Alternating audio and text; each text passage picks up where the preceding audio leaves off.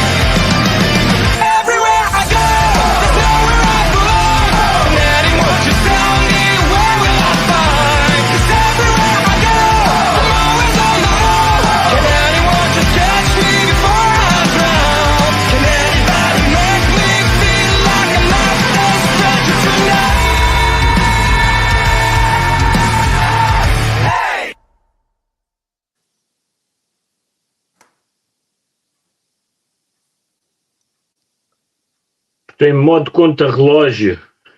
É modo conta-relógio isto hoje? É pá. Já está. Muito boa noite a todos, já. Mais um especial do Slipstream Effect hoje, terça-feira.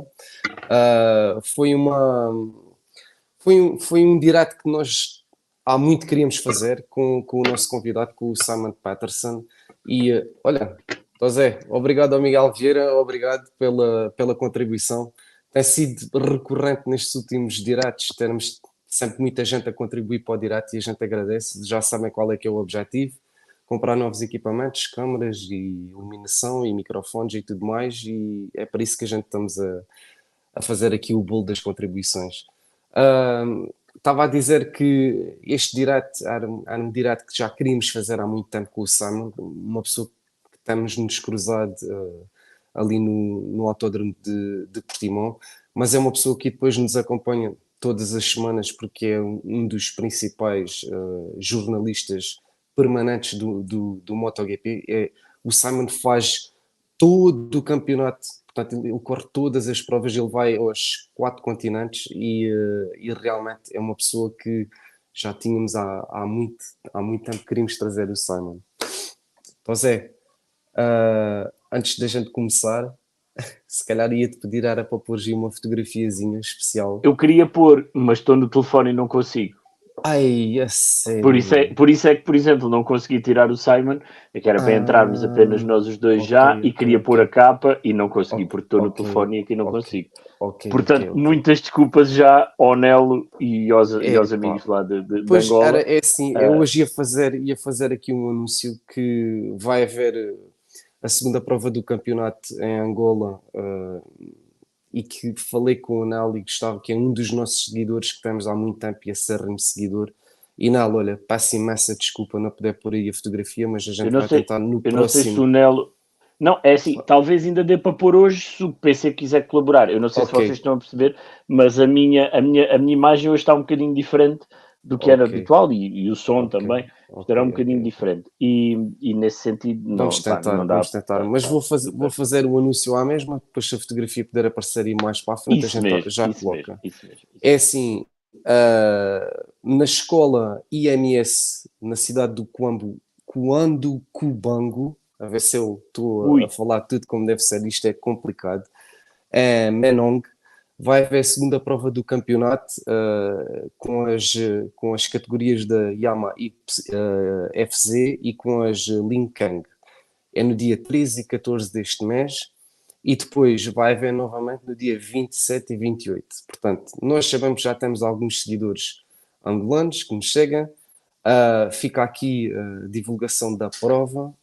Pelos vídeos que já vi, são provas engraçadíssimas e, portanto, vamos tentar pôr aí depois a fotografia e o póster e sim, vamos até mesmo se o Nelo depois nos quiser enviar um vídeo para nós passarmos no canal, à vontade. Portanto, é mesmo só uma questão do PC colaborar. É isso mesmo. Tá então, sem mais demoras, eu espero que a rapaziada esteja então preparadíssima.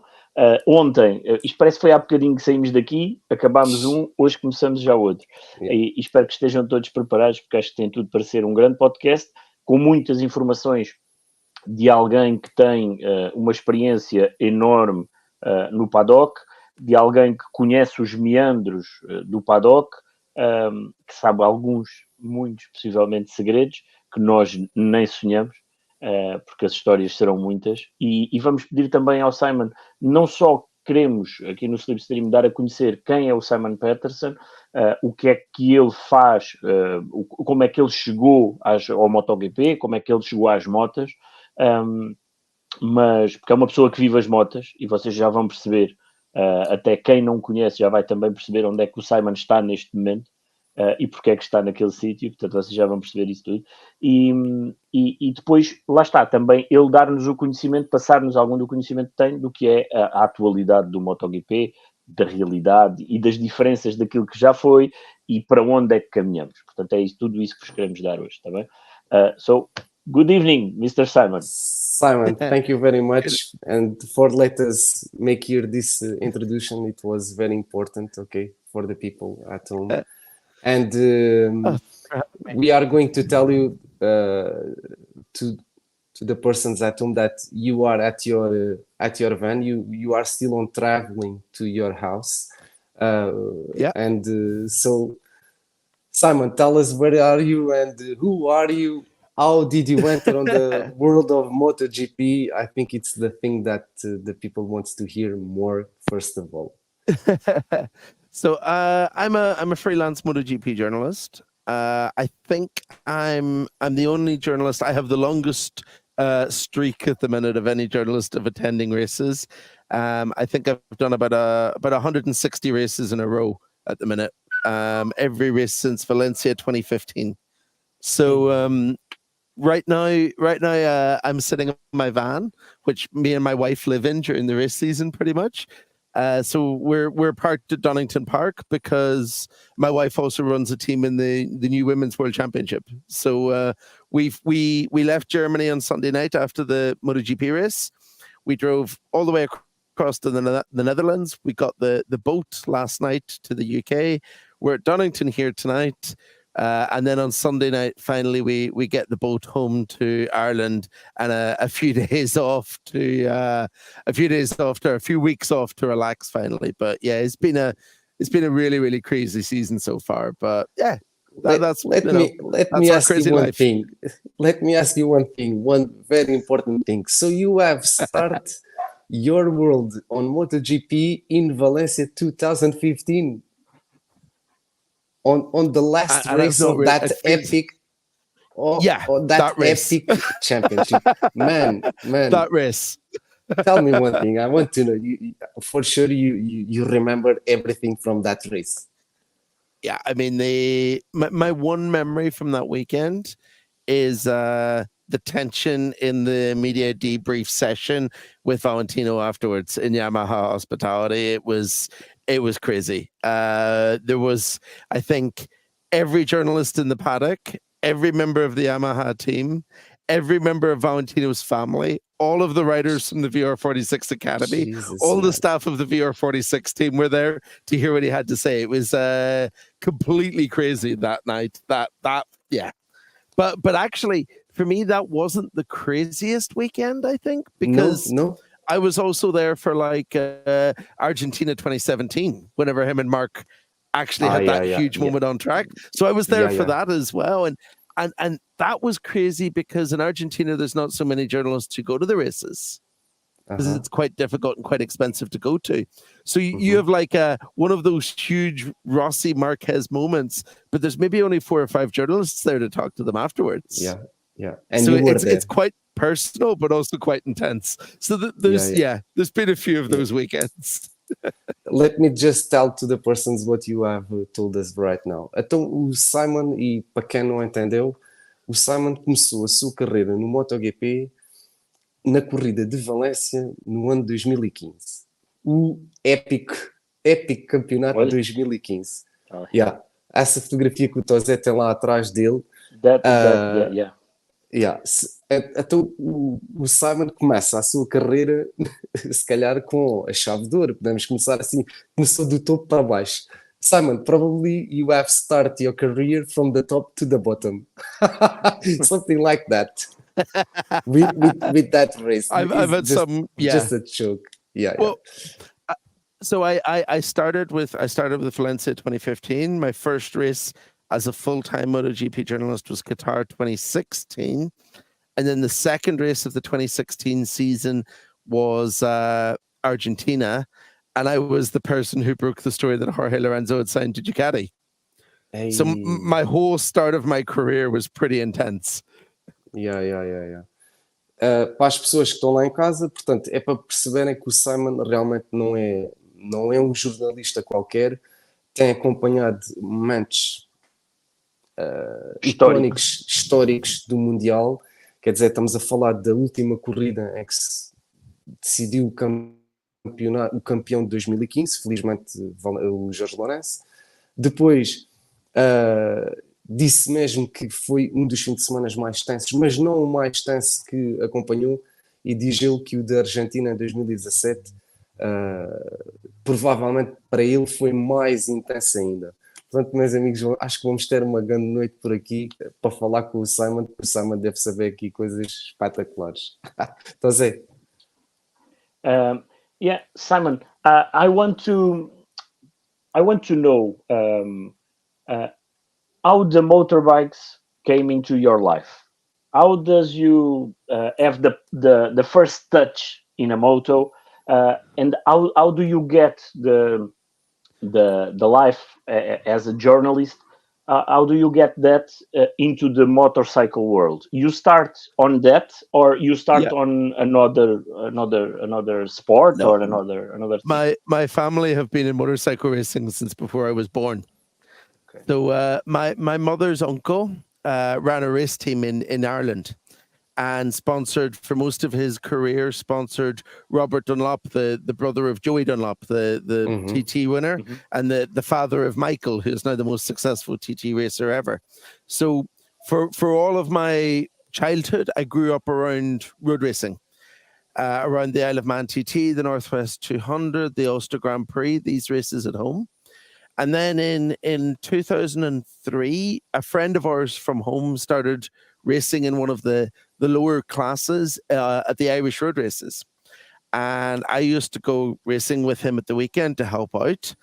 And his teammate at the time lived closer to me than our friends. So I ended up traveling in the race truck with his teammate, who was Guy Martin, who went on to become a super huge celebrity after that. Yeah. So that kind of completely made me fall in love with racing, as if I hadn't already. I started taking photographs, and I started taking photographs of motorcycle racing because it was a perfect subject to photograph. I started working for a photography agency and did a few years working for them.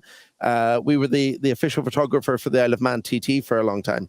So I had this amazing time taking photographs while I was at university. But when I went to university, I didn't know if I could make a career out of motorcycle racing. So I went to university and studied forensic science. I thought, I'm going to end up being a CSI. So I realized really quickly that I didn't want to do that. So I started using my student loan every month to go to motorbike races instead. So I did very little work at university, a lot of travel to motorbike racing. And it meant that whenever I finished university, I had a really good network of contacts. And I found a job working for Motorcycle News in the UK, helping to work on their website. And I did that for about 9 months and became the British Superbike reporter for them. Did that for 3 seasons and then moved to MotoGP. Hey, awesome, man! Fantastic. So you are a guy that really like to be inside a van and go after where the bikes are racing for sure. From what I see, pretty much that is your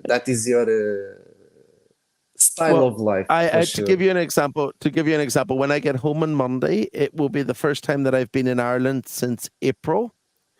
And since then, I think we have had one weekend where we didn't have a race. Between Superbike, Motogp, road racing, because we went to the Isle of Man, and World Endurance, because I've been commentating on the Endurance World Championship as well. So I think we've had one weekend off since April. So you don't do the exclusive of the MotoGP. You go after the big race of the week and you go there. Yeah, I understand now. So when the people, sorry Simon, when the people at home think that the journalist, the people in the paddock lives a dream life, no? Of every luxury hotels and hospitalities and everything, there's another side of the coin, another face of the coin. And you can see my luxury hotel. Yeah. So it's another side that the people at home maybe doesn't connect with all of the glamour of MotoGP, but that's exists, and that's the reality of the base of the sport. It's traveling, it's living the in the road. It's amazing. Okay, absolutely, it's good, especially. Like I'm really looking forward to the end of the year when we have.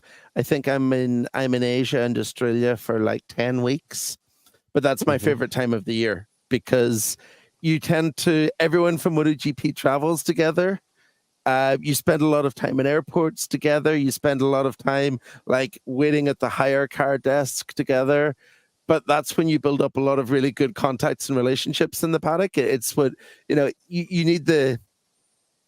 I always say that you need the moments where you can have some fun with your friends in the paddock, because otherwise you would just go completely crazy with all of the hours on the road we do. I think I as well as all of this, like already this year I've done 35 flights, and in last month in June alone I drove over 4,000 kilometers. I was you need very to find curious. sometimes to have some fun. Yeah. I was very curious, and I was going to ask you because now I see that you are on your van and you go from one country to the other one on your van. But then, when the Asian part starts, you go always by plane. Yeah, you don't have a chance. So, and you need to have everything very well scheduled. To have a car, to have this, to have an hotel, to have, and for sure the things doesn't go well every time. I for sure you have thousands of histories that the things goes very, very, very wrong. And with that, I would like to invite you, if you remember a very funny thing that could happen, for example, in Asia, to talk to our followers. There are so many good stories about the crazy things we've done when traveling. I was telling someone actually yesterday, we arrived in Argentina in I think 2017, and the airport that we fly to. So you land in Buenos Aires, you switch airports, and then you fly about 2 hours to the nearest airport to the circuit, and it's a 1 hour drive to the circuit. So we arrived on Wednesday morning. We collected the rental car from the airport. We set off to drive to the town where the circuit is, and we were following Google Maps, but we were like a little bit unsure if it was the correct route. We saw a police officer, so we asked the police officer for directions, and she said, "Yeah, you take this road, perfect." So we were like, "Cool, this is easy." We drove maybe 50 meters, and we see blue lights behind us. So we pull over, and 2 police officers on motorcycles come to us, and they say, "Hey, you made an illegal maneuver." And we said, no, we didn't. We went the way that the other police officer told us. And they said, no, illegal maneuver. We charge you a fine. And we said, okay, how much is the fine? And they said, how much cash do you have? It's so we paid them some money. I took a photograph of them in the rearview mirror. I drove off. About 3 hours later, I see a post on Twitter from Colin Edwards saying, just been blackmailed by 2 police officers. It was the same so guys. I send him back the picture and say, hey, is this the same 2 guys? And he was like, yes, it's the same 2. So like 24 hours later, I start getting all these messages from Argentinian fans. And I have to translate what it is, and it's all links to the national newspapers in Buenos Aires with a story from the mayor of the village, the town, the city, announcing that 2 police officers have been suspended for corruption, and that there's an investigation underway because they've been. So we once got 2 police officers in Argentina suspended from their jobs because they tried to bribe us while travel. So this is probably one of the stupidest. Yeah, and it was you and Colin Edwards this on the same time. Yeah. There was Paulo Brookman. It's a follower that we have. He's asked, please ask Simon about India. How does it went in India? Oh, so India was India was a strange one because it was so crazy making it happen. And then once we arrived, everything went really smoothly. But we were told by Dorna, who organized Motogp, that we have to use this agency to get our visa for India. So everyone applies. We paid 120 euros. And the weekend before the race, some people had been traveling to India early to do some holidays and everything. And we started to get, everyone in the paddock talks. So we started to understand that, hey, the visas aren't arriving. What do we do? And it got more and more difficult. It became more and more clear that the visas weren't going to arrive. We realized that there was no organization, because when we learned that one of the visas that hadn't arrived was Marquez. So it wasn't like they had processed all the important people and then left all the rest of us. Eventually, we were told you have to apply for a tourist visa. We don't know how long it takes. We'll try to get the government to speed up the process. So I received my visa as I was arriving to the airport to fly to India. And obviously you need the visa to check in for the flight. So it was this close. Then I got there and went to the hotel that I had booked, and the hotel didn't exist. The company that owned it had sold the hotel to someone else. They had not canceled any of the bookings. And thankfully, there's a guy who works at the circuit in India, works for the promoters, called Sunny, who we'd been talking to quite a bit, because we talk a lot on social media, and he stepped in and just fixed everything. And then after that, once we understood how things worked and everything, it was fun. Really nice people. We had a lot of fun with the people at the track. The track itself is fantastic. It's just super out of date because they hadn't used it since, Formula One, like 10 years before. So everyone saw, I think, the pictures of the KTM garage where there was the family of monkeys living in the roof. Living.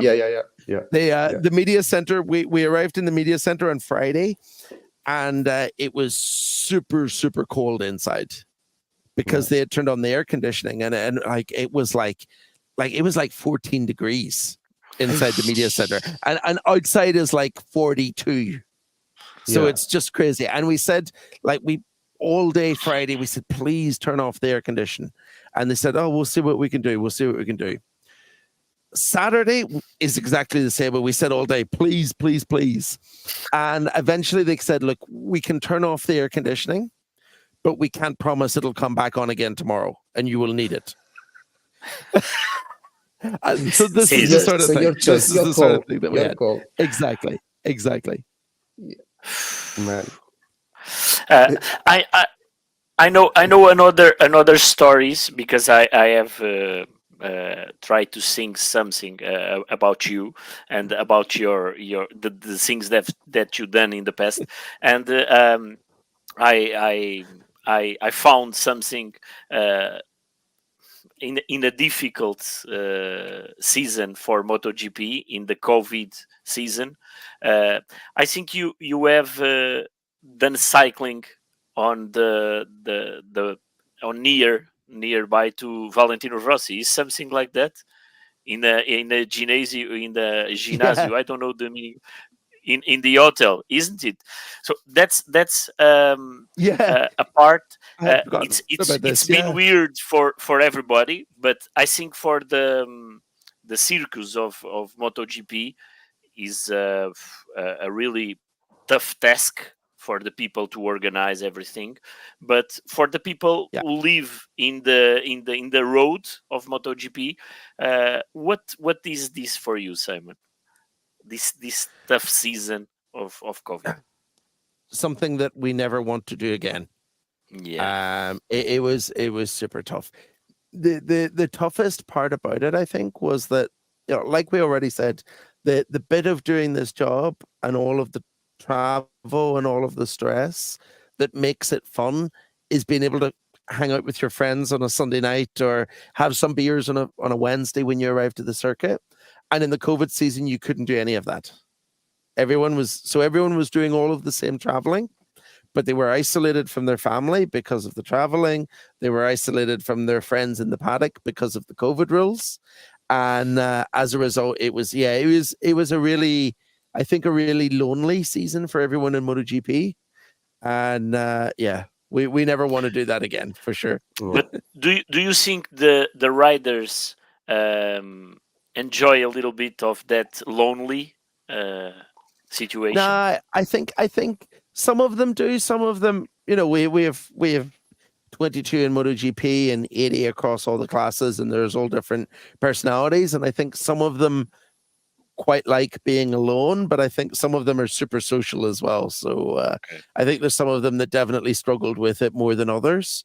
And there's some that I understand why it helped Valentino decide not to continue, because I think that he is one of the guys that likes to be around everyone, and so because even into the 2021 season, it was still, especially at the beginning of the year, everyone was isolated and separate, and it was really 2022 before we started to feel normal again. Yeah. Without with the Valentino exits from MotoGP, what do you think the biggest thing that have changed in the MotoGP world? What do you feel to be in the paddock with Valentino and without Valentino? Do you feel any difference? So the Italian races are much easier because there are much less people in the paddock, and it's a lot easier to just do your job and walk around. But no, we noticed it at the beginning. The first years after he left, a lot of the races were a lot quieter. There was less people there. There was less atmosphere to them, especially Mugello. I mean, everyone felt at Mugello, but you felt it at other places too. But the good thing is that I think we're coming back now. This year has been fantastic. This year has been, we've had some races this year that have felt like huge parties. Assen has been amazing. Sachsenring has been amazing. Le Mans is always amazing. So it's starting to feel like we're, even Mugello felt this year like it did when Valentino was racing. So we struggled because no one in the sport really had a plan for how to keep the sport popular after Valentino. But we've been quite lucky that it has slowly repaired itself anyway. We are getting there now to the point. But I want to ask you just one thing before we go into the silly season and everything. And is, of course, we have this follower, David Rosa, and a big hug to him. He's a membership of our channel. He's asking. Ask Simon what his opinion about the Portuguese hospitality and the Portimão GP. So I love Portugal. For sure, we love coming to Portugal. The food is amazing. The people is amazing. A lot of the landscape, especially a little bit in the north along the coast, really reminds me of home. Really reminds me of Ireland, because you have the sea, you have the cliffs, you have the green. So we really enjoy going there. I think I've always had a little bit of a bad relationship with Portimao and the race there, because it's always felt like, not because of the race, but just things have always happened when we're there that have always made me feel like I don't want to go back, but it's not because it's Portimao, if that makes sense. Like one year I went on the Wednesday before the race to do some cycling, and someone drove into me in a roundabout and crashed me off my bicycle. One year I was involved in a really bad car accident leaving the circuit. That was something I never want to do again. So a lot of that it made it a difficult place to come to visit. But I think last year and then this year have both been really good. So that's trying to fix it a little bit in my head. And actually, we're going to Portimao in the middle of August for the World Superbike race, because my wife's team is racing in it. So I'm looking forward to going to Portimao and not having the stress of working and being there to support the team, and being able to have some glasses of nice wine in the evening and some nice seafood by the sea, and hopefully that, fixes everything finally, and we have a good time. And But in general, normally what we hear about the riders, it's they enjoy a lot the layout of the circuit. They enjoy the circuit and the facilities and everything. So I think it's a circuit let's see if it's going to continue. I think it can continue. It have good facilities. I think so. The layout and everything. It just needs tweaks to fix this and that. The good thing has been that there has been some issues with it, with safety, with I think some of the issues around the crowd. And the circuit seem really reactive. They're working really well to change it. They took all of the gravel traps and replaced them with smaller stones because the riders asked for it. They've changed some of the corners. And then I know for fans as well, it seems like they're relaxing some of the rules that they had at the beginning about bringing in food and drinks and cameras and things like this. So, the location is amazing. The weather is normally amazing. That part of Portugal is fantastic. Portuguese fans are crazy passionate about MotoGP. Everyone in MotoGP knows this. And I hope it stays in the calendar for a long time, because it's the circuit layout makes it super unique right now as well. Yeah. Okay. So now let's enter on the things that are happening now. And I want to... Let's think about another direct, just talking about your history of that things on the past. I think it could be a very funny thing for the people know more and more and more about the MotoGP, because we have a problem. There is a lot of people in Portugal that see MotoGP for years. And of course, there is another people that have started to see MotoGP because Miguel Oliveira. A big part of the followers. So there is the need of showing people like you, people like older journalists, to go to the history of the thing, and for the people to see that there is more life beyond Miguel Oliveira. So that's the important point. Absolutely.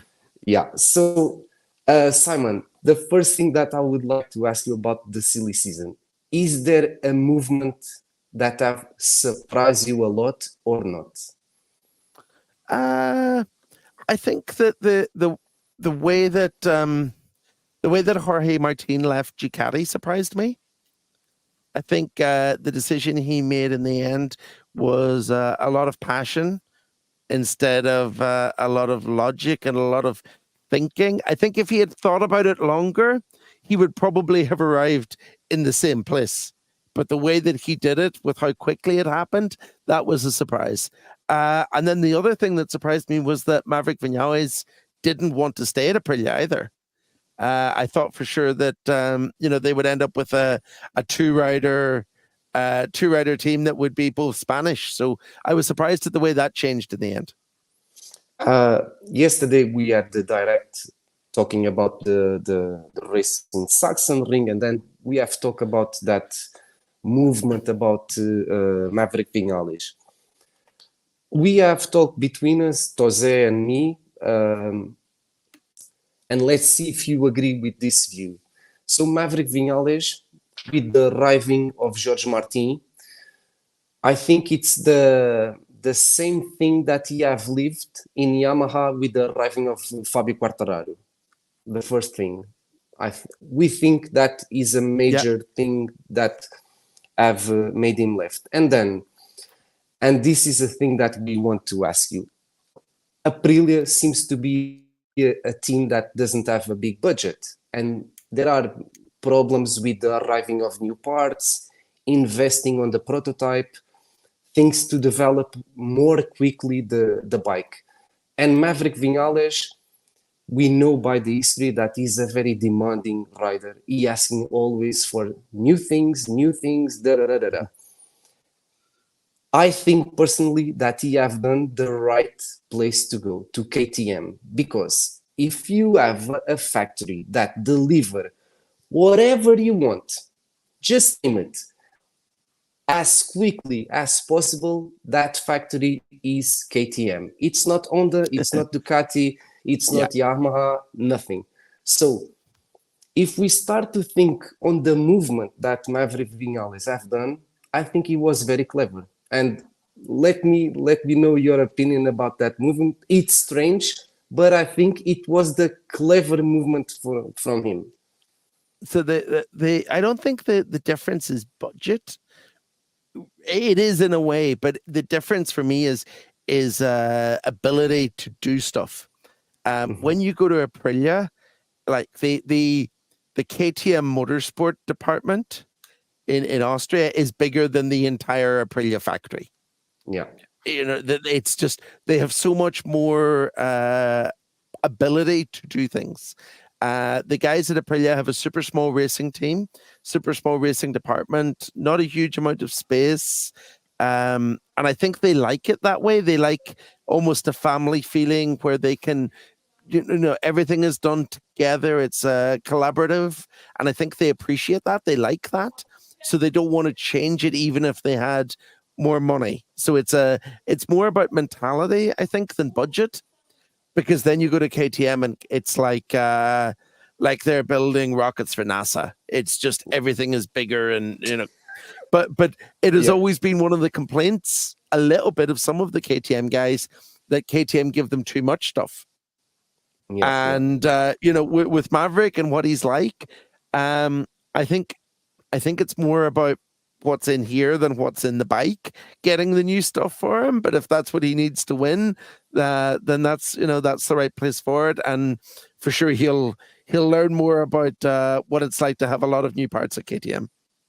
Pedro, about that, Pedro Acosta leaving Sachsenring is going to Austria to know the facilities, the people, something like a punch in the table. Do you see a little bit an affirmation about of himself? Do you think about it?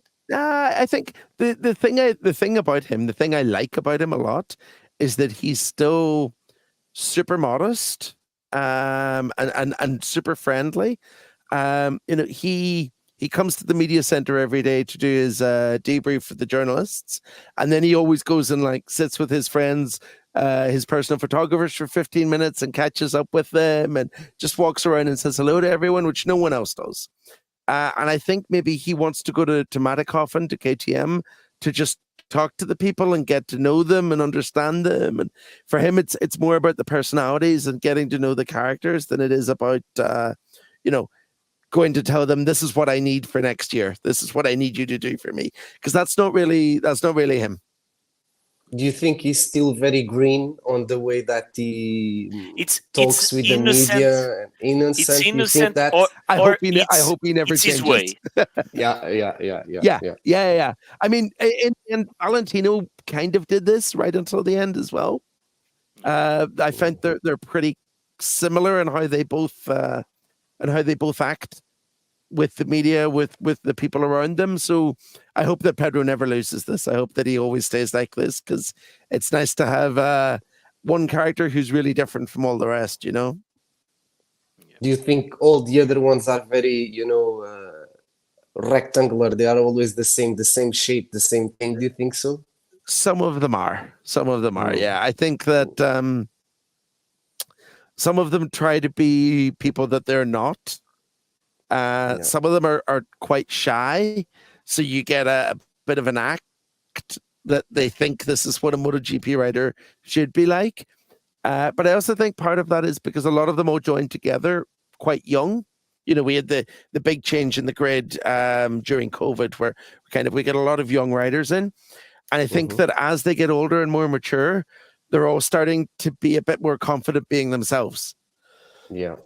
So we're seeing some of them change a little bit. We're seeing Pecco Bagnaia becoming a little bit more calm, a little bit more happy to be funny, but in his like super dry way. We're seeing Marco Bezzecchi, being a little bit more crazy and a little bit more silly, because that's absolutely what he's always been like. So hopefully we continue in that path, and actually they as they get older, they become a little bit more colorful.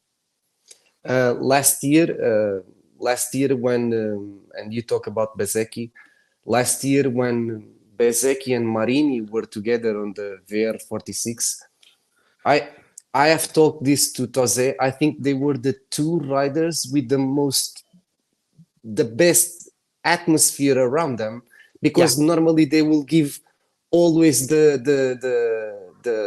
they were always together with the journalists, speaking at the same time, and were making a real team also with the journalists. And I had enjoyed a lot that, and I've told that Tose that hearing them speaking was amazing, because they were really good guys, and you see that they were there, relax, talk about everything with no stress, and that was fun. I think it helps that especially Luca, but also Marco, they grew up with that team and together.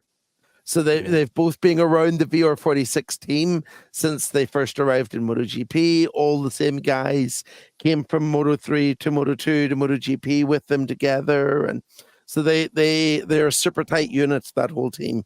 You can really tell. Do you think this year the splitting of them, one to one team, the other one stays on VR46? Do you think this could affect them I think it's already changing that team a little bit, and from what I understand, next year it's going to change it a little bit more. There are some people now who it seems were there because they wanted to work with Marco or work with Luca, who are preparing to move on to other places. So the team that has been together for a long time is starting to splinter a little bit now. Simon, the change of teams of Martin, this move is weird about it's crazy about all the speed that have been done, and some about the hot blood of Martin that make that move. But the move of Marco Bezzecchi from the VR46 to a factory team of Aprilia, I think it's more natural. But the question in the case of Martin is Martin made a good move. Is it? But in the case of Marco Bezzecchi, I think it's the opposite. Have Aprilia made a good move for Bezzecchi? I think it's the opposite, isn't it? I understand what you mean. I think for sure for Martin, we're going to understand the real level of the Aprilia.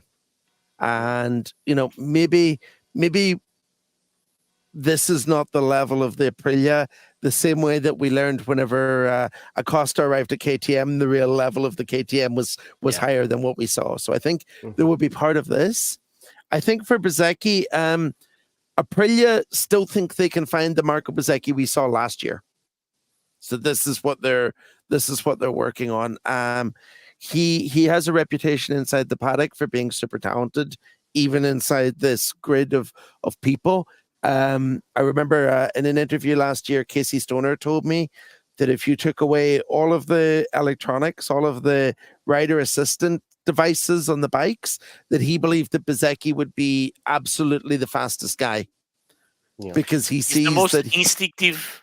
Exactly. He doesn't need traction control because he can feel it and he can do it himself in his wrist. And so Stoner believes, whenever someone like Casey is saying, hey, this guy is really talented, that's a pretty good recommendation. So I think Aprilia are hoping to try and find that Marco Bezzecchi again. And they think that from talking to Massimo Riva a lot, they think that they can do that because they have a bit of a reputation of taking guys who are a little bit hot or a little bit crazy, like Vinales, like Aleix, and even like Sam Lowe's, like Scott Redding, and making them more consistent and more confident. So I think they think that they can unlock the best in Bezzecchi, no problem. Simon, David Rosa is saying this podcast it's on a brilliant level, and thank you so much. Okay, just for you thank to you know, guys for having me. The people are enjoying a lot, and they are seeing who is Simon Patterson for the real thing. To finish the Aprilia, do you think Joe Roberts is going to be on the side of Raul Fernandez on the Trackhouse? I'm not so sure.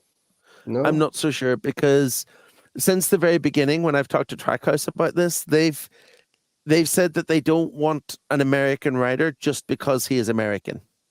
They want a fast guy. That is the first thing, and that they've always said that they would rather spend money making a young American kid fast and helping him grow up through Moto3 and Moto2. That will take years because it will.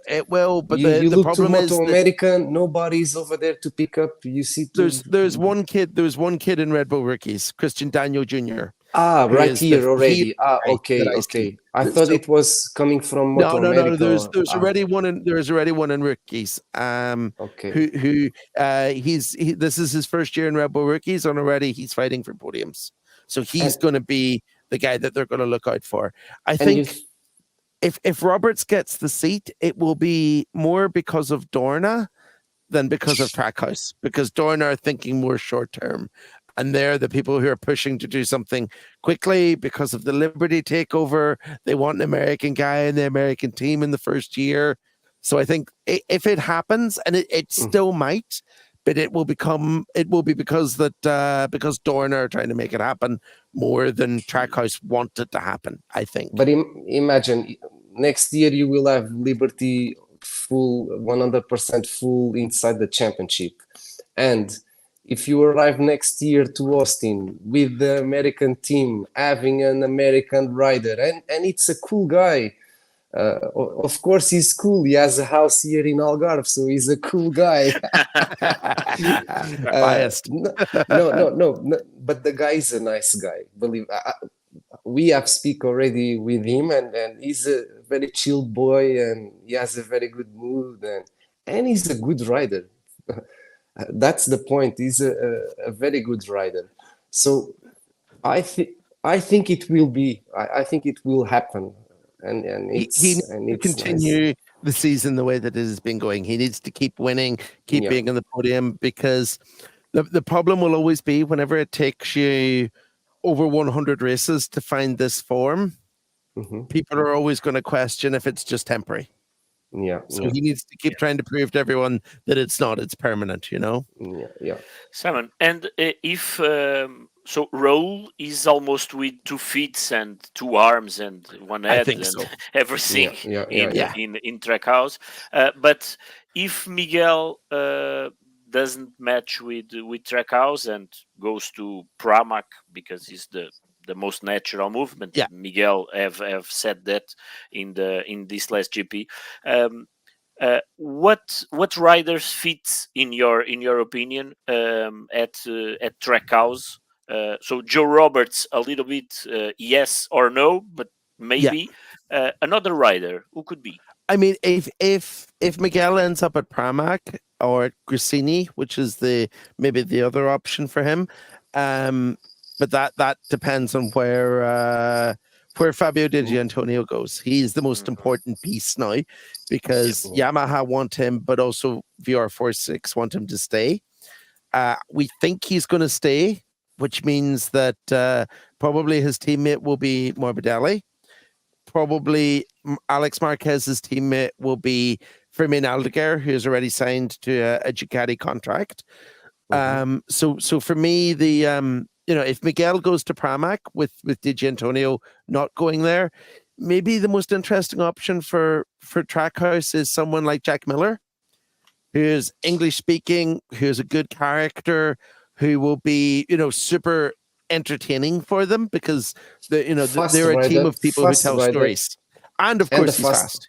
Yeah, and he's fast because we have talked.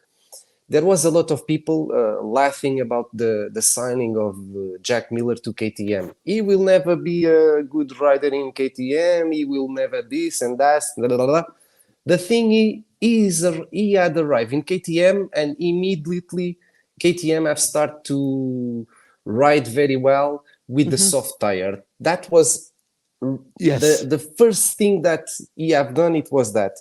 Another thing, KTM have started to make front rows on the qualis, because that have never happened with Miguel. Well, it have happened with Miguel in the COVID in 2020 in Portimão, but after not that, super consistently. Not super consistently. Yeah. KTM when signed with Jack Miller, it was with a single purpose: show us how to be fast in the qualifying, please. Yeah, that was the main thing. And after that, the people here, they start to say, look, Miller doesn't do nothing, Miller doesn't do this, and he doesn't win nothing, and he start the races and he's from the front to the bottom, blah, blah, blah, blah, blah. Well, but the thing is, he is a fast rider. Yes. Point. Yeah, he is, for sure. Especially, like you say, especially for one lap. This is his huge strength. Yeah, so, and if you have issues on a bike, you saying, for example, that he is a good signing for Trackhouse. I don't know if he doesn't, instead of Nakagami in LCR, and I know that it's very difficult to take it out Nakagami from LCR because of Idemitsu, but if you put again Miller inside, the Honda, the HRC spare, or in LCR or in HRC, it will be a better signing, I think, to him than instead to go to Trackhouse, my opinion. Yeah, I understand what you mean, but I don't know. It all depends on the Roberts thing, right? That's the thing. That's the question mark right now, and that all depends on how the Dorna versus Trackhouse thing goes, I think. Yeah. Okay, so I put this image. It's a chair game that we do in our podcast. Rui is an amazing fan of HRC. Is his brand on the heart. What do you think? I think it's very difficult right now to happen, but Rui maintained all the faith in that.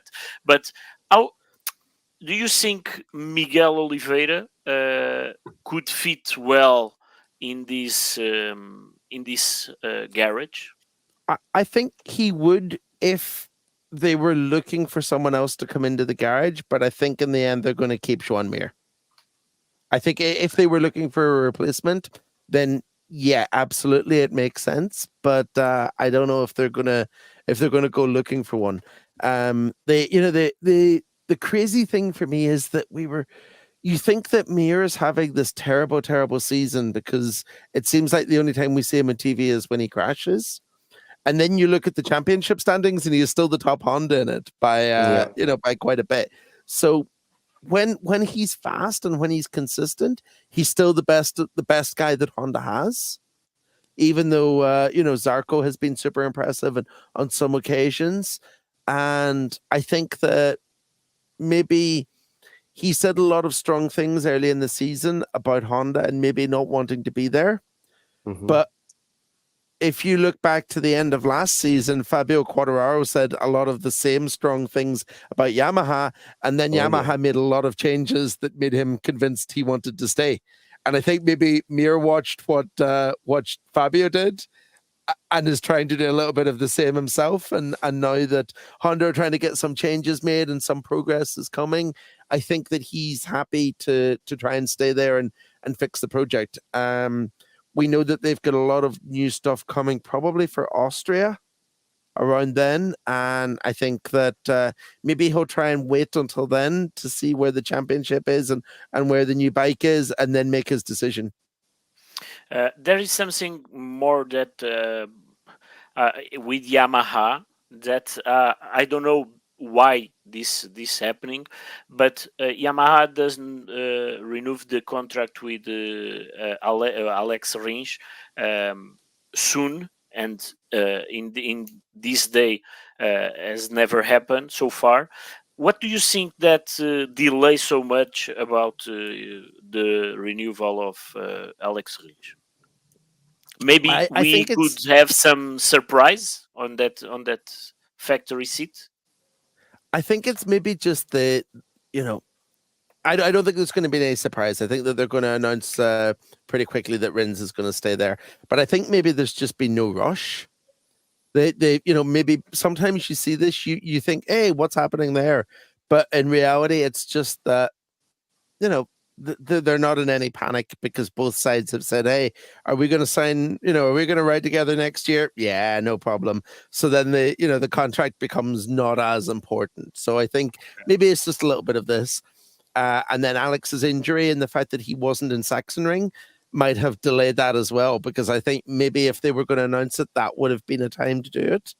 Okay. So maybe whenever we get to, the Wednesday before Silverstone, that will be the first piece of news that arrives or something like that.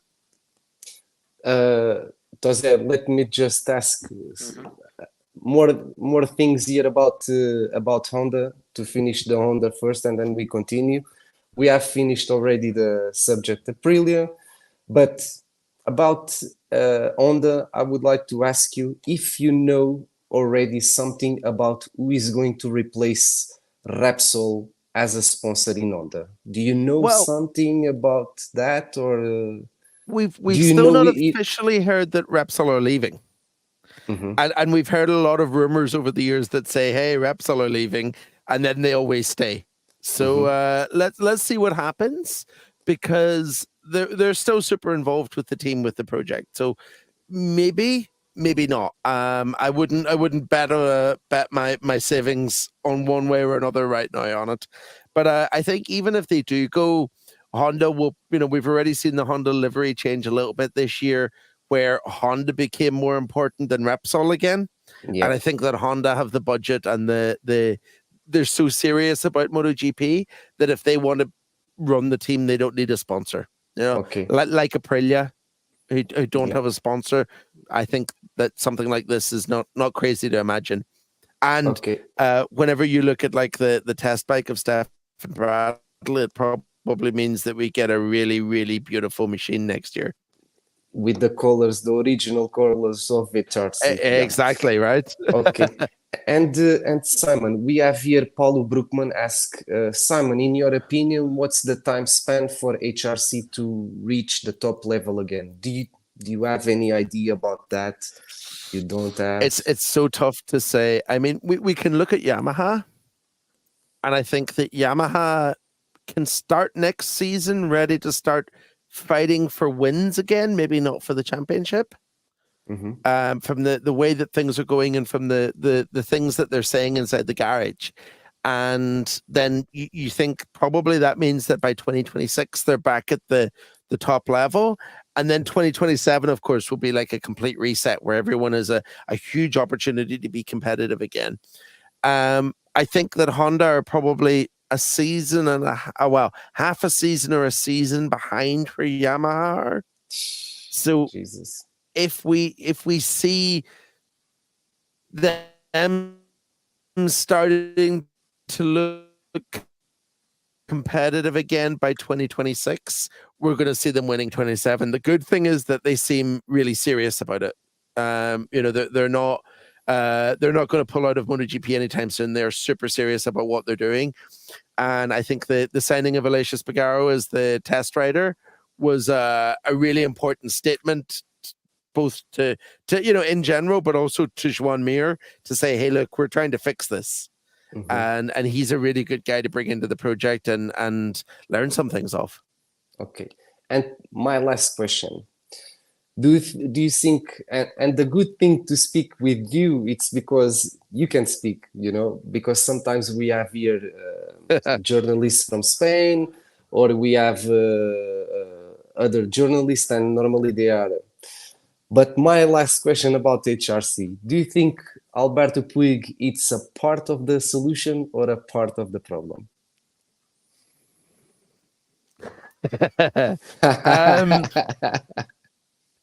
He is a super difficult guy to work with from our side. He hates the media. He doesn't like talking to us. It seems like he doesn't like a lot of the other team people in the paddock. But it seems that the riders who work for him like him a lot. And I think when you look at what Yamaha are doing, where they're trying to break the Japanese mentality and mindset and make it a bit more European, you need a really strong person to do this. And I think Alberto, there's a place for Alberto to be one of those guys who is super strong, trying to make Honda a little bit less Japanese and trying to fix things that way. Okay. So, but you think he could leave from Honda? I mean, Honda have tried to replace pretty much everyone recently, but I think, at the end of the day, Alberto's job is not to build the bike. He has almost no involvement in the technical side of things. His job is to run the team. Like Mel Marigali at Yamaha, like Davide Brivio or Davide Tardozzi at Ducati. He's not the Gigi Dell'Igna. He's not the Lynn Jarvis, who's the big boss of the whole thing. So I think all of the problems that they have... Manage the riders. Exactly. So I think that the problems that they have at the minute haven't been caused by him. So I don't think they need to get rid of him to fix them. Okay. Maybe the start of the problems could start with him, with the comeback, the early comeback of Marquez this time. I think that could be. But after that, I think. But I think some more problems, but okay. But when you look back to the start of that season already, there was signs that Honda were in trouble. Because I remember, preseason testing that year, they had struggled all through the testing with the aerodynamics. Mark was super slow with the new aerodynamics until he went back to the old one, and so I think the bigger problem for me is that Honda missed the opportunity with aerodynamics and with the ride height devices. They didn't take it seriously enough. And it's almost a coincidence that Mark's accident happened at the same time, because already they were starting to drop whenever everything went so wrong for him. Yeah. This year of the crash of Marc Marquez and the big injury is the Michelin bring the new rear tire. Do you think that if Marquez doesn't have this big crash in Jerez in the first round, do you think he can match very like in 2019 that was super dominator? Do you think will be the same? No, I think that season was always going to be different.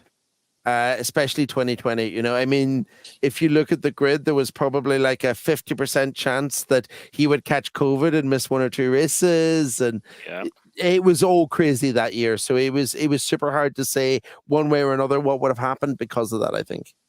Yeah, but I asked that because Dovizioso disappear. He's fifth in the end of the championship.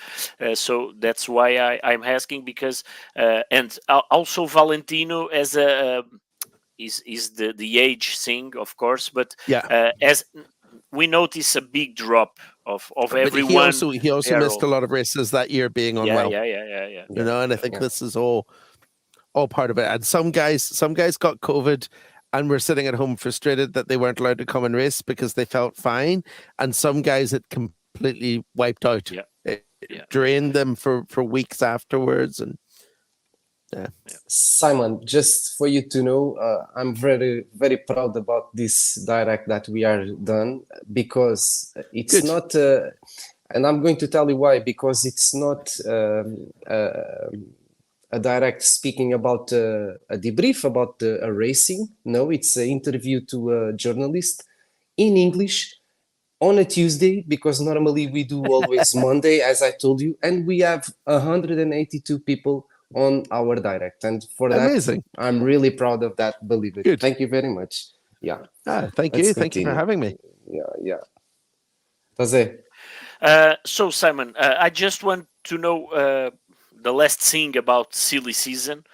We almost with this speed silly season and rush silly season, we almost forgot the first piece of the puzzle, because it's Marquez and the place in Ducati, the whole grail, I think.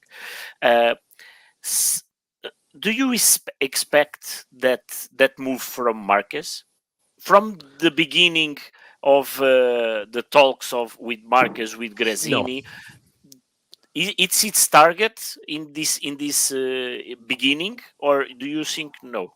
It was never his target. I think his number one priority was to keep to get a factory bike, but to stay in the Gresini team. I think that's what he wanted all along. So he didn't really want to be in the factory team, but then he realized that the only way he could have the factory bike was to be in the factory team. And he had to make the decision to leave Gresini when I don't really think he wanted to, but he did in the end. And, we saw what happened. We saw what he did, because he wants to win again. And he knows that the best chance he has to win is to do it with a factory bike. So I think it makes sense. It only surprised me because I thought that Mark would be able to get what he wanted. And Ducati were pretty tough with him, and he didn't get what he wanted in the end. So that's the only surprise in it for me. Yeah. And do you think that KTM, why KTM disappear from the Marquez plan? So there's a lot of talk about Red Bull, about big sponsorship in KTM, and about Marquez sponsorship. Do you think? Why do you think that that plan goes I think away? he doesn't care. He doesn't care at all about money. He just cares about winning. Now, he has earned all the money he ever needs in his life, but he lost 4 years of his career where he feels like he should have been winning every weekend because of the arm injury. And I think he wants to get back to that feeling of winning races and setting some records and finishing his career in a high. So I think that's why the KTM thing was never really an option, because the Ducati is the best bike right now, and he had the opportunity to get the best bike, so he went for it. Yeah. So with 1 hour and 8 minutes, I don't want to rub you all the evening, but about the present, what is the most surprising race in this season for you? What most surprised you in this season? I think that's a really tough question.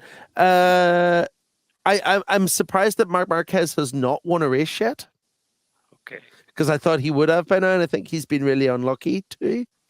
Of course. I was a little bit surprised in Texas by Maverick Vinales and his complete domination of all weekend, but also not surprised because Maverick does this sometimes. He did it sometimes at Yamaha, so it's not so much of a surprise in that way, which is it's funny for me to see, hey, he could still do this crazy one weekend.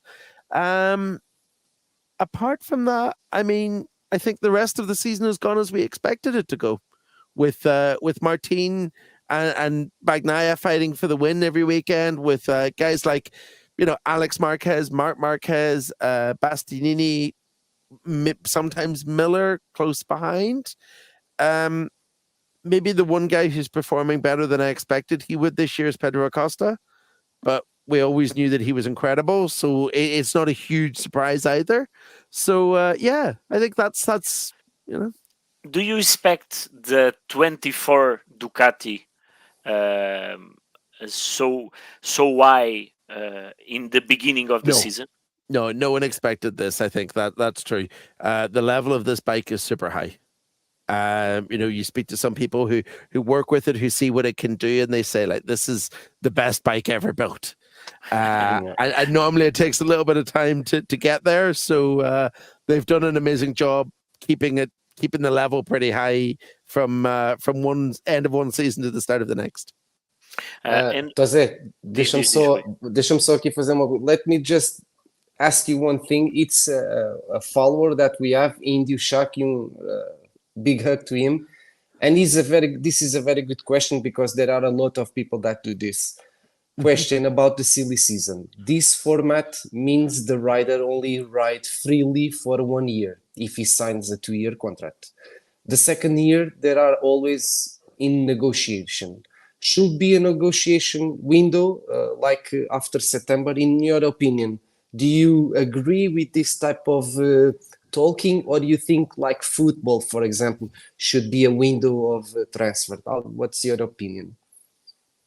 I think if there was 2 changes that I could make, especially regarding all of this, one is that I think at 4 or 5 races a season, we should have an extra practice session where every factory gets the chance to try a Moto2 rider or a Superbike rider on their bike, a rookie, like Formula 1 do. That's awesome, man. And then the other thing that I think that we should do is we should have like cycling does, where any contract you sign before the 1st of August in cycling doesn't count.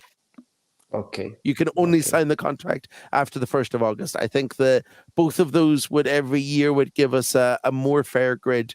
I mean, we look at the situation that, like, we've seen guys who are going into the last race without a contract for next year, but are delivering good results. We've seen guys who struggle at the start of the season, lose their ride, and then start coming really well. We see guys who win 4 races at the start of the year and look super strong, and then get signed, and then the form disappears. So it would help fix all of this. I'd like to see that a lot. Yeah. And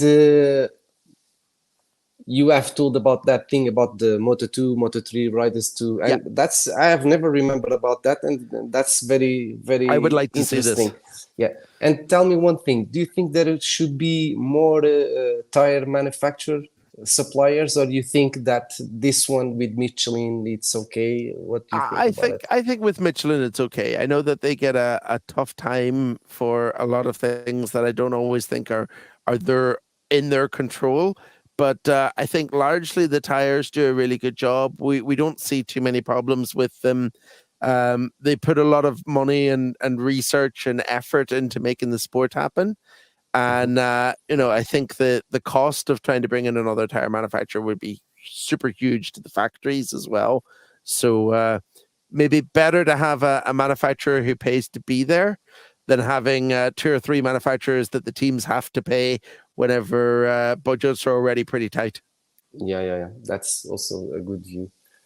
José, queria perguntar, se calhar, aí ao Simon acerca dos pontos fortes e pontos fracos de cada equipa, para ele assinalar um e outro. Que é para depois... Atualmente, não é? Não há nada. Yeah. Ok. Okay, so Rui is telling me that he wants to know your point of view about the the best, the high points of and the lowest points of each team in the paddock right now in the moment. Manufacturers, manufacturers. Manufacturers. And just one. I think it's the way to hand the podcast.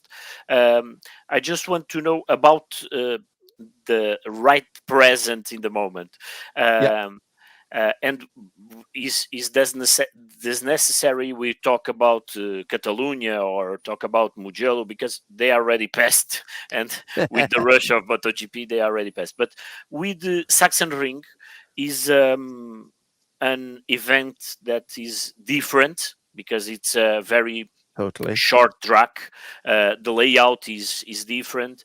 And this year with the changes of weather, the temperature in the track, to super hot to a little bit colder again. Do you expect this this race that we have in Saturday, then on Sunday, the difference, and how do you see how the Aprilias that are going very well on Saturday, then they disappear a little bit in Sunday? How do you see the race? I think Aprilia suffered from a little bit from not having as much data as they normally have. I think if Aleix had been there, things would have been different. I think Maverick's problems on the weekend were just kind of typically Maverick, where he's up and he's down a little bit. I think Miguel's problems maybe in the race on Sunday was a little bit of not inexperience, because obviously he's super experienced, but it's the first time in a long time that he's been at that level with those guys. And I think maybe that he needs to spend a little bit more time racing with them this year. Hopefully the level stays where it is now and he can keep doing that. And then you're going to see him stepping up, being into the podium fight more often. Okay. Do you think the change of the temperature in the track that brings the change to the soft rear tire to the medium rear tire that match better in Ducati style? Do you think that have a big hate in the game? I think that more than anything, when they have 8 bikes to gather all the data and a really intelligent system where they use like AI to figure out what tires everyone should be using and to predict how everything goes. I think this helped them a lot. This always helps them a lot. The advantage they have from having 8 machines in the grid, from having basically double what everyone else has. I think we saw that. Ok, fantástico.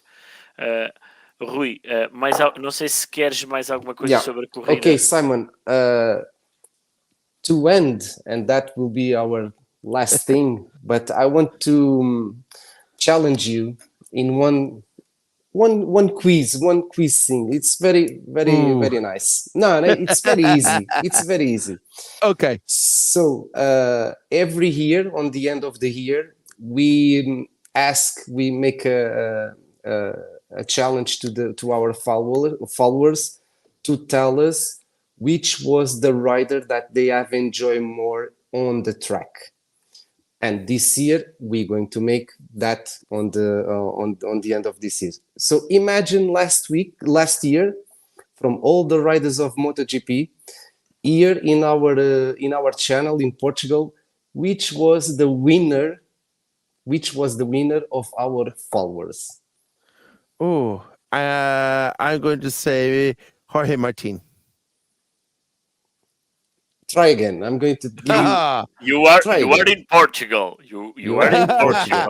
Okay, then the answer is Miguel. No, you are wrong, man. No, you are wrong. That's a trap. Okay. I sent you the trap. No. Okay, I'm curious now. If I tell you that the winner was Brad Binder, were you surprised? Yeah, I am. So I think, and by a margin. Oh, wow. The rider elect by our followers with the most a stunning riding style that I've enjoyed more the people at home, it was Brad Binder. Wow. Okay. That's a surprise. Cool. Yeah, I think it's important for you to take this. I think it's good also for you to this take is good information. Exactly. Yeah, for you to take this. So, and to end, I would like you to point the main thing that you see in each manufacturer and something that you don't enjoy so much. Let's start with Ducati, the biggest one. Ducatis, both of Ducatis are the same thing. The best strength they have is that they have 8 bikes. But also, I wish they didn't have 8 bikes because I wish some of the other manufacturers had a few more. But at least we change that a little bit next year. That's a good answer. I like that answer. Now, Aprilia. Aprilia have an amazing team. The team is super close. Everyone is on the same page. It's like we said earlier, it's super collaborative. But their biggest problem is that because of that, it's a pretty small team and it makes them very slow to change things. And that's the worst part for you. I think so. Yeah. Okay. It's KTM. The best and the worst. Okay. Yeah. Exactly. Yeah. KTM have so much talent inside KTM. They have resources and equipment and tools, and their workspaces are like nothing else in MotoGP. So they have a huge advantage because of this. But also it means that sometimes I think they get a little bit lost because they think that every problem on the bike can be fixed by bringing something new. And sometimes you need to work with what you've got and not try to, let the rider understand it instead of just trying to fix it with something completely different right away. So they are a victim of their own success because they have all this ability and this resource. Yamaha have made really big changes and brought in all these European guys from Ducati to try and, change how they do things, to try and make the bike better. And it looks like it's working. But their biggest problem is that they're so far behind the European manufacturers that they still have a lot of time to do to catch up with them. Okay. And finally, Honda still try to do things the Japanese way. That's their big problem. They've not made the change inside their heads that Yamaha have made. And they need to wake up to it. But the big strength for it is that they are Honda. And whenever they wake up, things will happen very quickly. Okay, let's see what Stoze is going to bring here. I don't know what he's going to bring here. I just have look for a book that I have from Honda. With the title is "One Day We Will Win." Finally, we will win, and un día ganaremos in Spanish. I think it's the same story about those days in this V4 with the oval pistons. I think it's the same thing. They will win someday, but not right now. I think it's more the same. Okay, so Simon, it was a big pleasure to have you here in our the Slipstream effect, and a pleasure to be here with you guys. I hope we can schedule something more forward. Absolutely on the championship, and I wish you have the desire to come and talk with us. Okay, absolutely. So and Jose, your final words. Yeah, a big thank you to Simon, because it's a big personality. I think we want to bring Simon because I think the most part of the Portuguese MotoGP fans have a wrong opinion about Simon. Maybe some polemics apart, but he's a very nice guy, and I think that must be the thing that counts. And like Ricardo Neves say in this comment, Simon will be out of this podcast with another opinion about the Portuguese the Portuguese fans. I like a lot of Portuguese fans.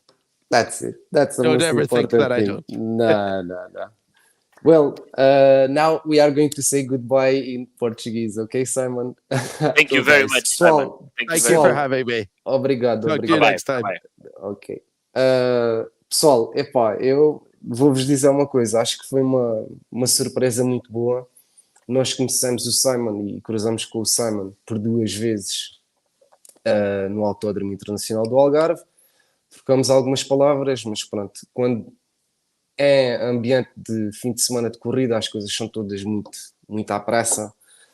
Mas a impressão dele não era má, ok? A impressão dele não era má. E realmente quisemos trazer o Simon para poder perceber aqui um bocadinho melhor quem era este Simon Patterson. E, a meu ver, e gostei muito de falar com ele e acho que é uma pessoa que se pode e que devemos trazer aqui mais, sobretudo naquela ótica que tu gostas tanto, que é aquela história, né?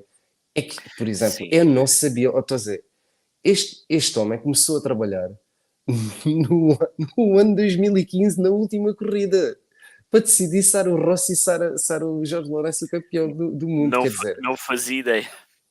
Pá, nem tu nem eu. Não fazia ideia disso, não fazia ideia, e era uma das curiosidades que tinha, como é que ele tinha chegado, não é?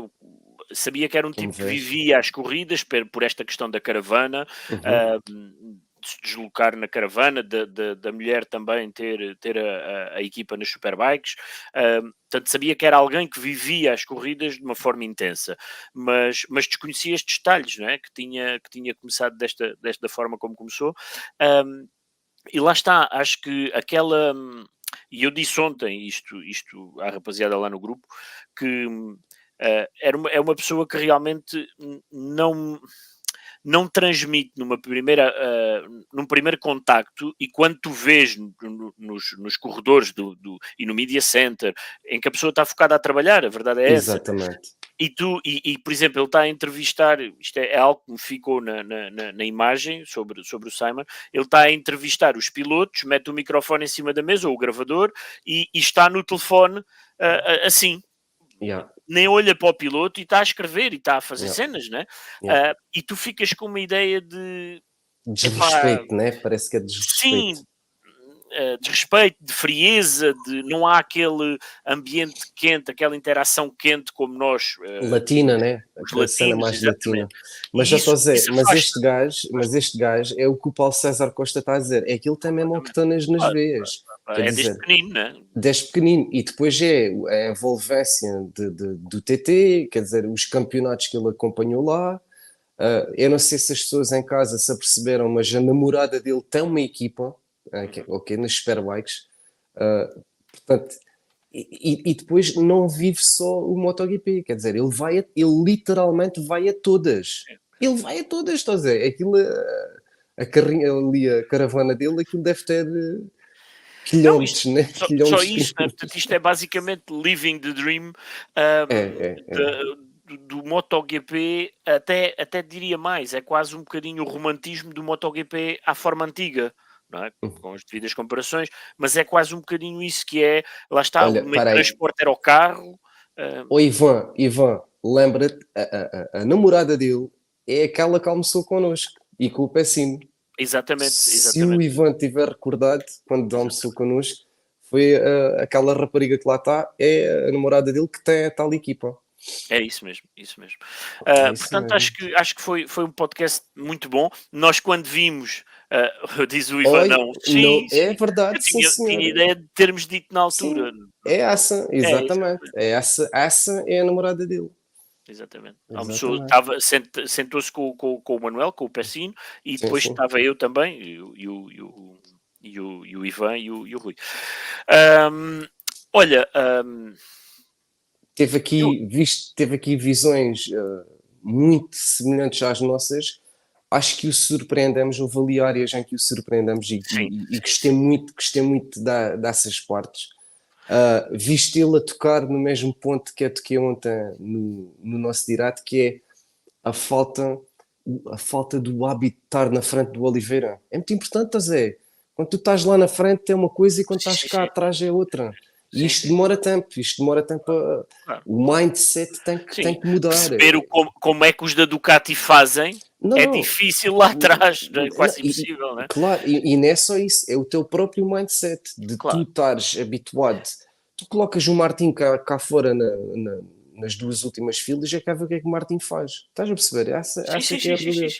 E como é que ele fica mentalmente? Fim de semana após fim de semana, imagina o Jorge Martin andar na cauda do grito. Não, outro dia falávamos nisso, que é a questão da intensidade, que o Jorge Martin fez o Joan Mir fez umas declarações muito interessantes sobre isso, sobre a forma como ele aborda as corridas e porque é que tem as quedas, e um piloto que está cá atrás a lutar pelo 17º, 15º lugar num grande prémio, o último ponto da corrida, como é que ele aborda e porque é que cai, porque é que tem as quedas. E ele dizia que é muito importante para ele manter a intensidade, porque um dia que tu consigas estar, que a moto consiga estar mais à frente, se tu deixas de ter essa intensidade no teu dia-a-dia, na tua corrida, tu depois a seguir não consegues, o teu corpo não acompanha aquilo que tu lhe vais pedir a seguir. E então ele prefere, apesar de cair, apesar de todas as dificuldades, ele prefere manter uma intensidade alta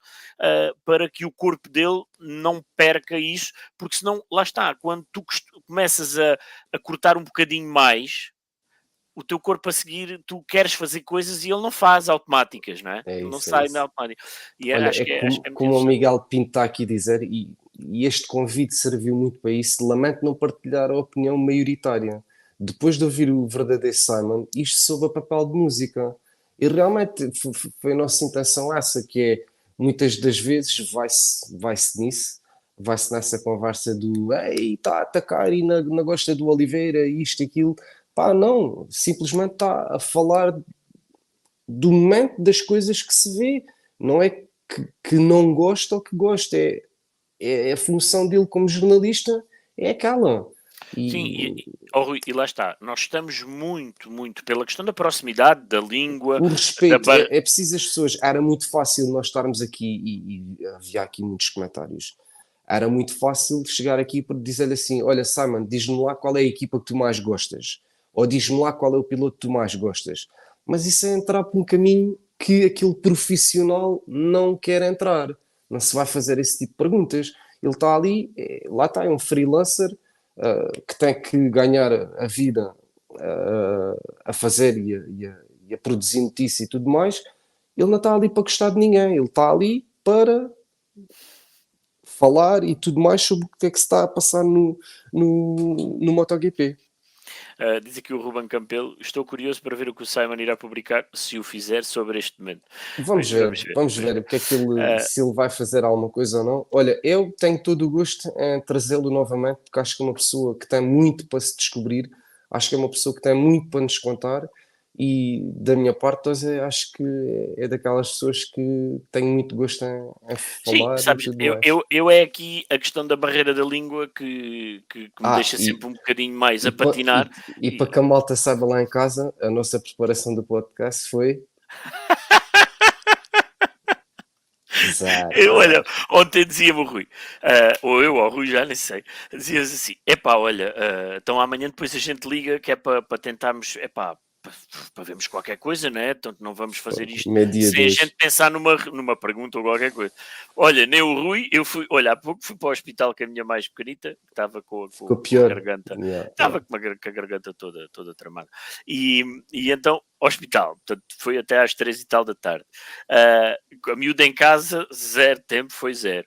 Agora, quando cheguei ao computador para pôr as fotografias do Nel, coitado, isto não trabalhava. Olha, não fui capaz. Como é que eu dizer? Não fui capaz. E tive que começar o podcast com o telefone. E entretanto, pronto, quer dizer, chegámos aqui e... Siga. Tuca e sai, né? Isso é muito bom, isso é muito bom. E digo, vou-me aqui puxar aqui a coisa à minha sardinha, mas acaba por ser um bocadinho um orgulho também fazer aquela pergunta que me sai aqui, não é? Mas o que é que te surpreendeu mais numa corrida deste ano, e ouvir um tipo que está batidíssimo a responder a coisas, dizer, espera aí, essa faz-me pensar, essa é... Ui, se calhar ainda não se tinha feito ele próprio essa pergunta. Isso deixa-nos também, é a satisfação pessoal de fazer estas coisas, portanto é muito bom. E viste quando ele falou a dizer que deveria haver, lá está, uma free practice extra num determinado fim de semana para as equipas de Motogp que puderem lá colocar, olha, eu quero trazer fulano tal que é para ele experimentar a moto. Isso é uma grande ideia, meu. Digo mesmo, acho que é muito... E a pressão, né? Quem é que não queria ver? Quem é que não queria ver isso, né? Exatamente. Imagina a Yamaha trazia o David Alonso. Olha, este fim de semana vamos meter o David Alonso em cima da nossa moto. É para naquele fim de semana era um show dentro do show. Exatamente. Acho que era uma grande ideia, uma boa ideia. Olha, Rui, para terminarmos, e porque isto já vamos com 1h30, portanto é um acumulado já de... Mais as 3 horas de ontem. Já mais 4 horas. Mais o sábado, que isto começou, isto tem sido bom. Vocês não tem sido bom, mas bom também tem sido o contributo de todos, e não só neste aspecto do nível económico, mas também na questão das partilhas e dos gostos. É muito importante também o vosso apoio, o vosso gosto. Eu não estou aqui para pedir dinheiro a ninguém, não é nada disso. Sabem que não é esse a nossa forma de estar, nem minha nem do Rui.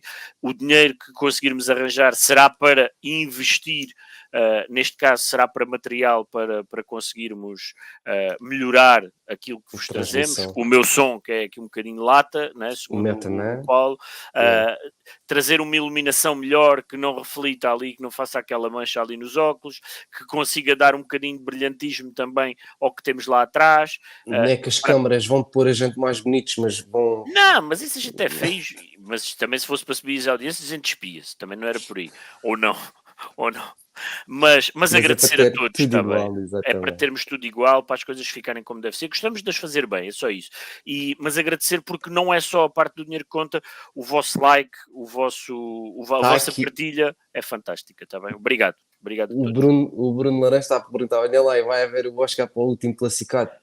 É assim, este aqui vai ser para o próximo direto que vamos fazer o comentário que a gente achar melhor, ok? Pronto. Sim, não seria neste podcast porque em inglês acho que limita bastante, porque há muita gente que acabou por não comentar, e nós também, pela questão da barreira linguística, também não estamos sempre à cata dos comentários e a pôr, não é esse podcast, mas no próximo podcast que façamos eu e o Rui, já sabem que esse Oscar será então para atribuir. Tá mas o Bruno está a perguntar se vai haver um Oscar para o último classificado. Também podemos arranjar, não uma coisa destas, mas podemos arranjar uma brincadeira para aquilo que a gente achar que é o pior. Não é? Mas para o último classificado, ou seja, para quem... Para aquele comentário que a gente achar que é o mais... lá. Ok. Sabes que havia... Eu não gosto, sinceramente não gosto de fazer isso. Acho que é uma brincadeira, certo? Não deixa de ser uma brincadeira e é engraçado, não sei o quê, mas isso faz-me lembrar, e não gostava do formato, quando foi no início dos podcasts... estão a falar de... Chuta lá, então agora estão todos a falar das minhas cortinas aqui atrás. A malta está esquecida. Do Rui. Sim, a malta está esquecida, tem um sítiozinho. Pronto. Mas agora, até o meu Pedrinho. Foi uma revolução, há uma revolução ali. Até tenho lá os meus pneuzinhos, tenho lá as minhas coisinhas todas, está tudo arranjado, uma coisa. Só que até o meu Pedrinho, pelo menos mais uns 6 mesinhos.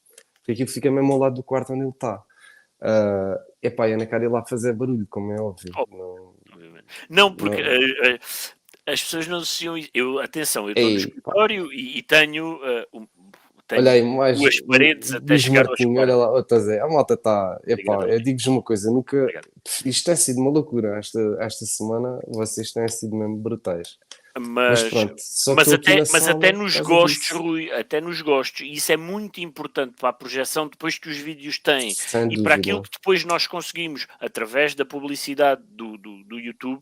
Isso o vosso gosto é de uma importância tamanha que vocês nem imaginam. Para o pessoal saber, ontem, quando terminamos o direto, tínhamos quase 1000 visualizações. Sim. Passado 2 horitas a coisa já estava aí. Já estava lá. E hoje de manhã já passámos as Estamos mais quase 500. sim, estamos quase nas 2000, Sim, né? possivelmente. É 24 horas. Para nós, atenção, Claro, que isto não é o Nicabad, né? Não é o não, Dura La Vita, não é não. coisa que o valha. É Não há muito bom tinto, ao nosso não há nível. tinto, Exatamente. agora no Dura La Vita acho que até já tem cocktails da Jack, qualquer com o Jack Daniels, acho eu. Vê lá, mano. Acho que é qualquer coisa assim, Loucura. portanto, Yeah. mas pronto, se quiserem mandar umas garrafas de tinta, a gente também bebe. Olha, Malta, chegaste a receber as garrafas do outro? Eu nunca recebi, nem uma. quais garrafas? Eu Pois logo te contas, faço um. pois É? contas, porque eu não sei, Tá bem, eu logo te conto. Ai, toda. agora não me lembro. Qualquer Está dia bem, mando-te duas para a tua casa e mando duas para a tua casa. não me Vá. lembro. Tá bem, exatamente, é isso mesmo. Vá. Não me lembro, está bem? Tá bem, Olha, ok. pronto, pá. ahm, Foda, agora estás-me a deixar mesmo a batinar. É Não na sei, boa. mas pronto. Mas estava a dizer só esta questão aqui da logística caseira, não é?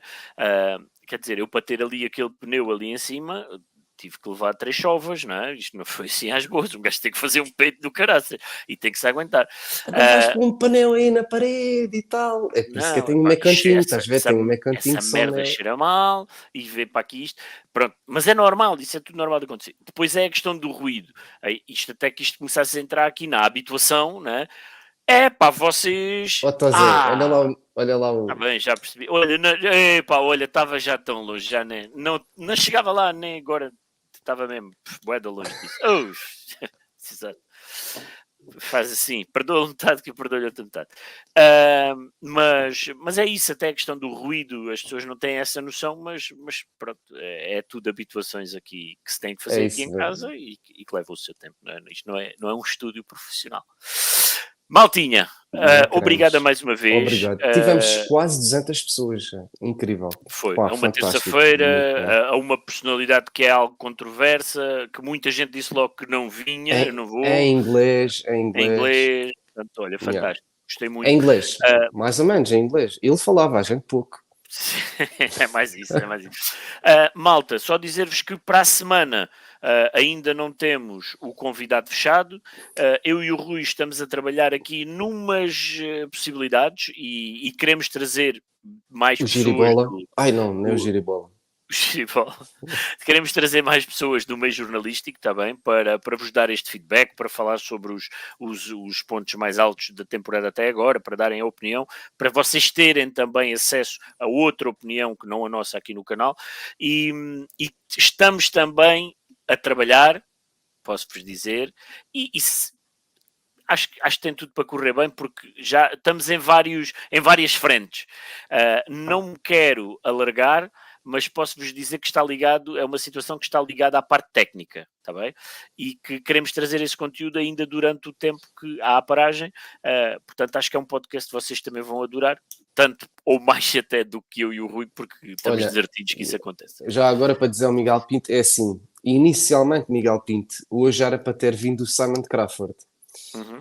Pronto, isso era o que iria acontecer, era para o Simon Crawford. E nós, porque ele agora também vai entrar de férias, ele disse: epá, eu para fazer não faço na segunda, ele pediu desculpa, não faço na segunda, tal e qual como o Simon do Patterson, porque vou estar em viagem, depois cá descansar quando chegar, para fazer faço na terça e depois vou desligar completamente.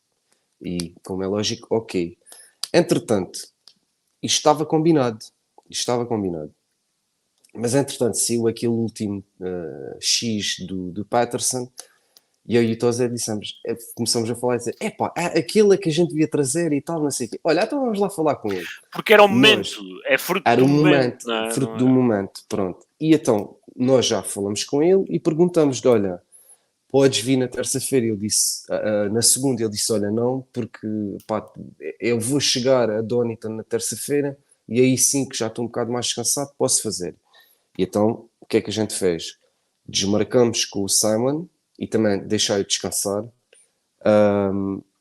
E combinamos, o Simon Crawford vem no dia a seguir aos testes de Mizan, ok? Para todos já podem já apontar nas vossas agendas. A seguir ao teste de Mizan, o o Simon Crawford vem ao Slipstream Effect. E sem dúvida que é um momento muito é um momento mais muito virado bom para os para comentários do ele, Simon. exatamente, e vocês vão ganhar muito mais do que a gente estar agora a falar com o Simon Crawford sobre, o fim de semana. É sempre bom falar com o Simon Crawford, é sempre. Sim, Mas o momento era este agora para o Simon Patterson e acho que depois é o outro para o Simon. Exatamente, pronto, para ficar esclarecido aí, Miguel. Tentamos da melhor forma, malta. De uma maneira ou da outra vinha o Simon. Olha, vá, já agora, assim para terminarmos o podcast, quem é que vocês gostavam de ouvir para a semana, porque ainda não temos o convidado fechado, quem é que vocês gostavam de ter cá na próxima segunda-feira?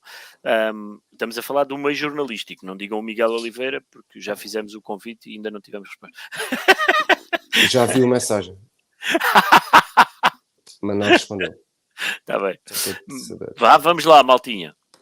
Olha, Gustavo Moreira, está aqui o Indiocheck a dizer. Oi, está aqui. Ok. Vamos lá ver aqui. O passa a bola, diz o Nuno Souza.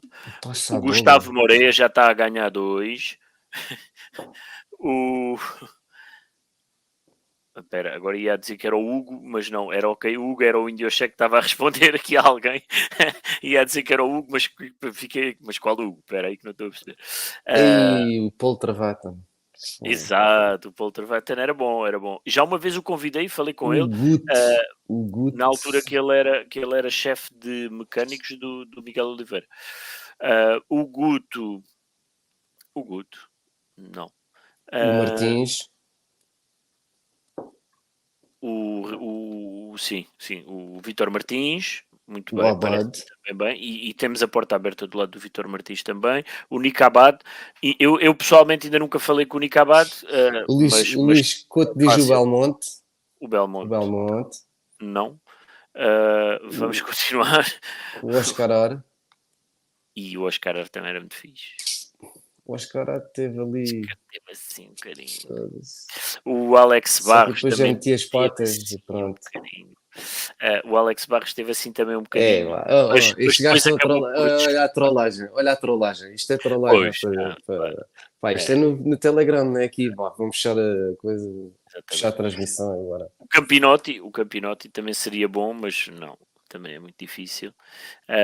Então pronto, temos o Capinotti na vez do Marco Marques. Tínhamos o Marco Marques, a malta quer esses gajos. A malta não quer o Marco Marques, já tinha falado com ele, né? Disse que falava aqui com a almofadinha assim no braço, assim, a fazer o almoço. É mentira que eu não tenho almofada nenhuma do Marco Marques. Estou sempre com a almofada, mas não tenho almofada nenhuma. Até porque senão depois babava toda.